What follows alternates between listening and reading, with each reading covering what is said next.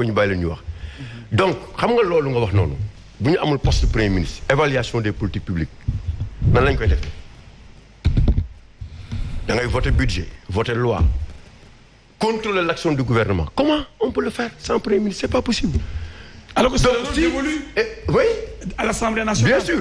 Alors qu'aujourd'hui avec le poste de premier ministre le poste de premier ministre renforce un peu les pouvoirs de l'Assemblée nationale. D'accord. Maintenant nee na dafa am loo xamante ne dama bëgg nguur gi aussi jël ci en compte. mon oncle mënuma concevoir ni ngay voter loi organique wala loi simple gën a metti ni ngay modifier constitution. tey ni ñu tënkee mbir yi tey il est beaucoup plus facile n'est-ce pas de modifier la constitution que de modifier une loi organique ou une loi simple. tey avec 5 députés à l'Assemblée nationale on peut mën nañ tëggaat suñu constitution. il y a 100 députés à l'Assemblée nationale sur 165 députés. ma tontu la foofu aussi. allez-y. En tant que parlementaire. oui. Ancien parlementaire. Rapidement, maître. xam nga. il faut que ñu jàll ci beneen point. Nul ne peut se prévaloir de sa propre turpitude. dañ jàng en droit. mooy règle ne ma auditeur. dañ la bu fekkee ni constitution bi ñu war a dindi. nga ne 5 rek ñoo ñëw. yeneen député yi fal bu ñu ñëwul ñooñu est-ce que am na ñu war a wax nit ñi bu fekkee yow da nga bañ ñu changer constitution bi mu jaral la nga ñëw yéen ngeen ñëw massivement pour voter contre bu 5 ñëwee pour voter ko. 30 ñëw pour voter contre kenn du ko changer.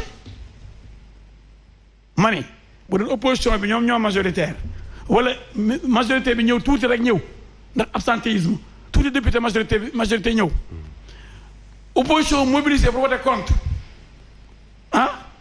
xam nga kon loi bi moom la loi elle est impersonnelle et générale. mais na toos mais moi je pense que quand il s'agit de modification de la constitution war nañ mën a au niveau de l'Assemblée exiger.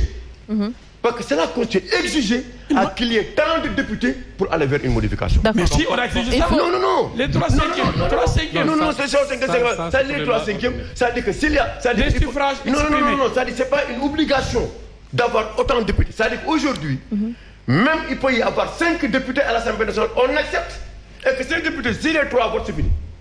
loolu nag. dañuy waxante dëgg loolu nag. Omar Faye ce que tu as dit c'est vrai. oui non loolu nag dëgg dañ koy wax nag. loolu nag moom xaw ma ban aujourd'hui il est plus difficile. mais war nañu mën a xool lan la ñu mën a def pour ça. ma leeral la foofu. waaw donc leeral. dinañ ñëwaat ci loolu alors Cheikh. waaw xaw ma la laara wax dama naan peut-être xale waxoon naa ko mu gën xale xamoon naa ko. je l'ai dit et répété bi ñuy dindi poste premier ministre ci sama xalaat bu gàtt ak ci suma gis-gis je m'étais dit Macky lu mu def stratégie politique am la déroulé. boobu temps bi muy am premier ministre Boun Abdallah Dionne mu ngi waaja nga gis ni su ko fi bàyyi woon li daloon yeneen premier ministre yi mooy la bataille des numéros 2 de Dauphinat.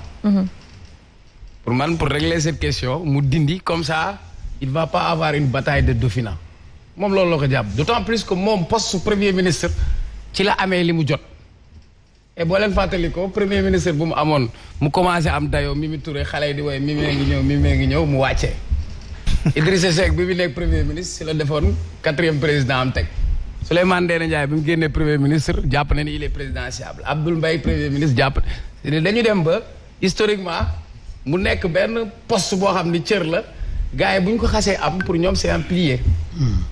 pour des raisons politiques la ko dindi man loolu laa jàpp ma ne nag dindi bi c'est pas la première fois de Senghor bi ñuy tayle du Sénégal di ko tayle Abdou Diouf demuñu élection il faut dire que c'était pas démocratique. man xaw ma ñu fi nekkoon lu tax ñu nangu loolu. changer article 35 Senghor dem élection après il démissionne il donne ça à Abdou Diouf ñu continuer ci loolu.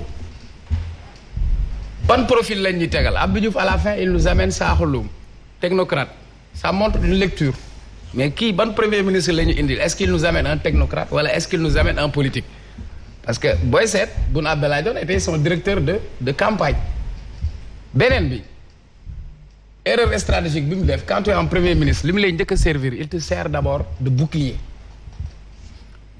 parce que lu xew wala dara lu am kuy dal sa kaw ci moom ngay njëkk a dal moom mooy taxaw nekk interface sa diggante ak ñi dal sa kaw muy bouclier beneen bi il te sert de fusible du point de vue politique demain la situation sociale am na lu xew nga ñëw wàccee premier ministre ne def nga remaniement boo ko wàccee automatiquement les gens vont dire que kon yow cuune woo mais premier ministre bay cuune kon dina nëbb yow sa cuune loolu mooy ñaari fonction bouclier ak fusible mais ici bi ñu lay ñuy jox man gëwuma ko comme parle pas de ay union africaine ak ay unité africaine sëñ bi nekk président terewu la ngay dem say fonction à l'union africaine pour man balaa ngay wax say waxu union africaine waxal union Sénégal waxal problème Sénégal ba pare ñun Afrique ku nekk ak say problème boobu on peut avoir de fu ñuy daje wala kuréel li ñuy daje c'est une question de volonté politique loolu du ma dugg ci débat boobu mais en tout cas ici Macky ce qu'il a fait ci suñu constitution jour bu ñu demee ñun ba am président yoo xam ni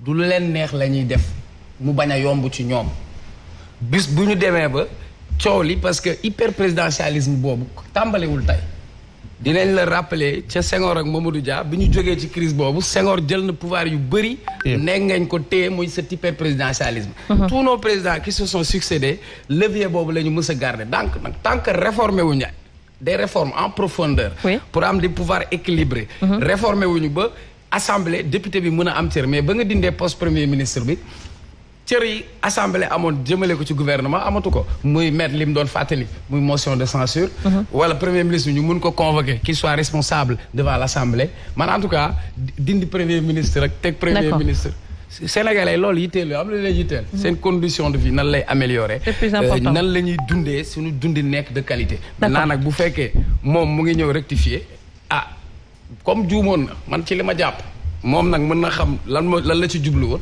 le fait que mu indi ko damay xool kan lay indi c'est important aussi parce que fi mu toll nii indi bi bu fekkee indi na koo xamante ni ku jéem la woon ñu ne kon mu ngi réconcilier wala gouvernement d'union nationale su indee koo xam ni technocrate ñu ne kon kii tey dafa bëgg a def gouvernement boo xam ni technicité ak résultat moo ko tax a jóg su dee nag indi na yenn profil yi on pourrait penser soit mu ngi calculer pour kuy nekk directeur de campagne am ci yi ñu ñëw parce que élection locale yi ki ko administré c'est Amadou Ba lu tax Amadou Ba nekkul maire de Dakar waxul Amadou Ba nekk ministre des affaires étrangères ñu dindi ko waxul bu ko fekkee moom la indi mooy Macky soit mu ngi koy wut pour mu nekk son directeur de campagne voilà wa ila c'est la question du Dauphinat mais en tout cas wax na ko après local yi. mais il n'est pas libre de choisir Amadou Ba. c'est la fiction politique.